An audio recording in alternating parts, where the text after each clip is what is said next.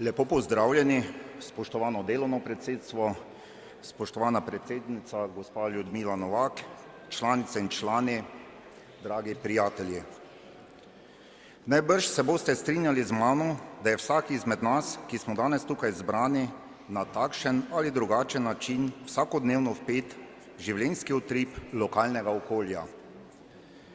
Članice in člani Nove Slovenije, pa tudi vsi ostali izvoljeni na naši listi, opravljajo pomembne in odgovorne bodisi županske, podžupanske in svetniške funkcije. Ne smemo zanemariti številne odbore in komisije, v katerih aktivno delujejo naši člani. Kako pomembno je, da si tudi na vseh odborih in komisij aktiven, smo nekaj dni nazaj slišali na obisku poslanske skupine v celjski regiji, konkretno v Šentjurju. Najbrž se boste spomnili, da je tudi predsednica omenila dogodke v Šentjurski oziroma v celjski regiji kot vodja poslanske skupine, predvsem na temo gospodarstva. Jaz bom povedal primer, ko smo bili na zaključku, ko smo bili skratka v dvorani, kjer so bili prisotni naši ljudje. Naša predstavnica je razlagala, da je na sejah delovnih teles šentjurske občine slišan tudi naš glas.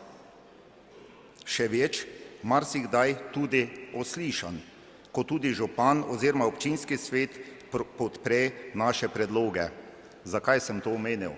Veste, ko smo razpravljali oziroma se pogovarjali, je eden izmed navzočih rekel, premalo se sliši naš glas. Konkretno je svetnica oziroma naša predstavnica, ki je v odboru in komisiji razložila, ne, da se ne sliši, sliši se in velikokrat je ta glas tudi konkretno, tako kot ste omenil, na sejah sveta uslišano. To je zelo pomembno sporočilo, saj vemo, da lokalni nivo medijsko ni tako odmeven kot na državnem nivoju, kajti kot vemo, seje iz državnega zbora se lahko spremljamo prek televizijskih zaslonov. Ponovno želim ob današnjem velikem dogodku za krščansko demokracijo, to je kongresu naše stranke, poudariti, kako pomembna je lokalna samouprava in kako pomemben delež k razvoju le-te je in še prispeva Nova Slovenija. V dobrih 20 letih delovanja lokalne samouprave je le-ta opravila pomembno vlogo v slovenskem družbenem kot političnem prostoru. Danes lahko rečemo, da so občine ene od tistih inštitucij, ki s soodgovornostjo izvajajo najpomembnejše poslanstvo za ljudi, to je zagotavljanje osnovnih življenjskih pogojev za vsakega posameznika, za vse občanke in občane, ki živijo v 212 slovenskih občinah. V Novi Sloveniji smo bili vedno zagovorniki tako imenovanega subsidiarnega odločanja. To pomeni, kaj se bo država ukvarjala oziroma odločala o zadevah, ki jih na nižjem nivoju oziroma lokalnem nivoju lahko rešujemo učinkovitejše in bolj racionalno. Zaradi tega smo v preteklosti odigrali pomembno vlogo pri nastajanju novih občin, saj smo le-te podpirali, še več, precej jih je nastalo na osnovi naših pobud oziroma predlogov. V mandatnem obdobju 2004-2008, takrat je Janševe vlade, smo predvsem po zaslugi finančnega ministra dr. Andreja Bajuka sprejeli novi zakon o financiranju občin, ki je dejansko pomenil prestrukturiranje financiranja občin. Se je zagotovil predvsem manjšim podeželskim občinam tudi do 30% več denarja. To so dejstva, na katera smo lahko ponosni, predvsem zaradi tega, ker smo tako, kot sem že omenil, s pomembnim deležem bili prisotni tudi krščanski demokrati.